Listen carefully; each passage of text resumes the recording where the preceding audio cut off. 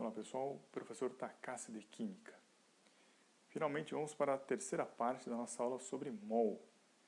São as consequências, vamos tirar as consequências desse conceito. E para isso eu vou voltar um pouquinho no tempo.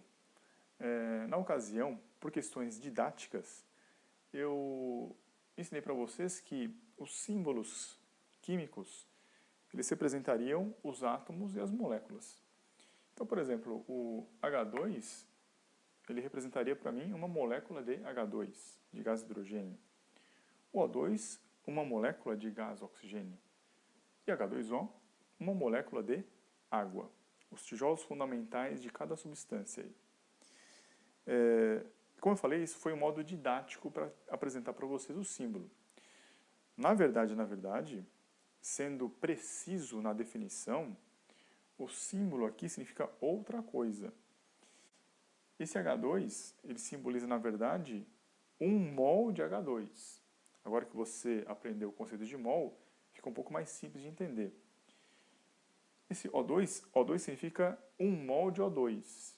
E H2O significa 1 mol de moléculas de H2O. E como é que eu mostro para vocês que faz todo sentido isso? Mostrando para vocês o absurdo do outro entendimento, que eu usei apenas por questões didáticas. Vamos supor que eu considere H2 como sendo uma molécula só. O que me diz essa equação química, que representa uma reação real que existe, que ocorre, que é a reação entre H2 e O2 para dar água. Se eu ficar com o conceito de que o símbolo químico significa a molécula, o que estaria lendo aqui? Estaria lendo aqui que uma molécula de H2 reage com meia molécula de O2. Só que isso é um absurdo, porque não existe meia molécula de O2. O que é meia molécula de O2? Seria cortar isso aqui no meio, eu ficar com uma metade só. Só que se eu fizer isso, eu estou destruindo o O2, não existe O2. Então, esse conceito aqui, ele está errado. Porque a leitura que me dá aqui, ela não representa a realidade.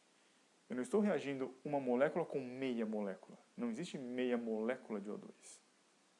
Agora, se eu adoto aqui a definição correta, que o símbolo representa 1 mol, aí fica com sentido a coisa. 1 mol de H2 reage com meio mol de O2.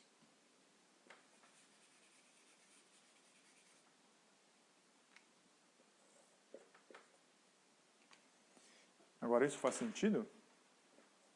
Sim, agora isso faz sentido. Por quê? Porque eu sei já de antemão que 1 mol de moléculas de H2 são quantas moléculas mesmo? São 6 vezes 10 a 23 moléculas de H2. E esse zizilhão de moléculas de H2 reagem com meio mol. Se 1 mol é 6 vezes 10 a 23, meio mol é metade. Reagem com 3 vezes 10 a 23 moléculas de O2. Agora faz todo sentido. 6 zizilhões de moléculas de H2 reagem com 3 zizilhões de moléculas de H2. E dão, como resultado, 6 vezes 10 a 23 moléculas de H2O. Agora faz todo sentido. É claro que eu não vou trabalhar com o número de moléculas, mas repare, fisicamente isso aqui faz todo sentido agora, porque é um tanto de moléculas que reage com outro tanto de moléculas. Mas na prática, eu não estou contando moléculas, eu não tenho como contar com uma pinça, mas eu tenho como pesar isso aqui? Nós já sabemos da aula anterior que o mol ele pode ser convertido para a massa. A massa é expressa em gramas.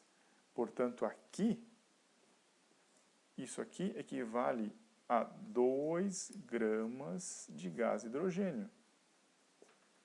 E vai reagir com, que é meio mol, né?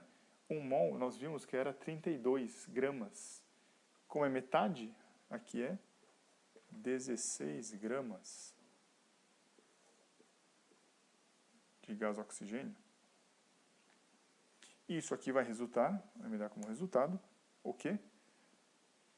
H2O, a massa molar, que é a massa de 1 mol, que é a massa de 6 vezes 10 a 23. Isso aqui vai me dar exatamente 18 gramas de água. Não é o escopo dessa aula, mas vocês podem ver que aqui aquela lei de Lavoisier não é violada. Pelo contrário, é confirmada. Você vê que o sistema é fechado e é muito coerente. 2 com 16 dá 18. Na natureza, nada se perde, nada se cria, tudo se transforma. Aqui era H2 com O2, agora virou água, mas a massa é a mesma. E quem permitiu fazer isso aqui foi o número de mols. Repare que, então, esse número aqui, ó,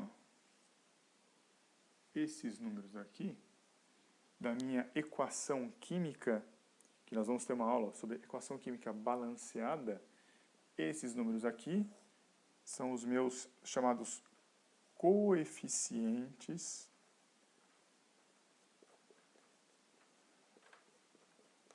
estequiométricos.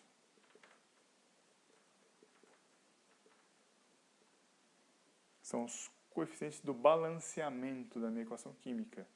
E o que representam esses coeficientes estequiométricos? Nada mais representam do que o número de mol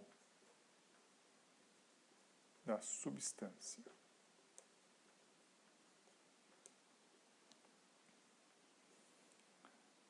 Então, com isso aqui, nós vamos ver mais tarde, depois também com os gases, que com o número de mols eu posso converter, então, quantidade contada em peso, a massa, ou até mesmo em volume, a dimensão. Graças ao mol que isso é possível. Só que isso fica um tema para a próxima aula. Ok? Até lá.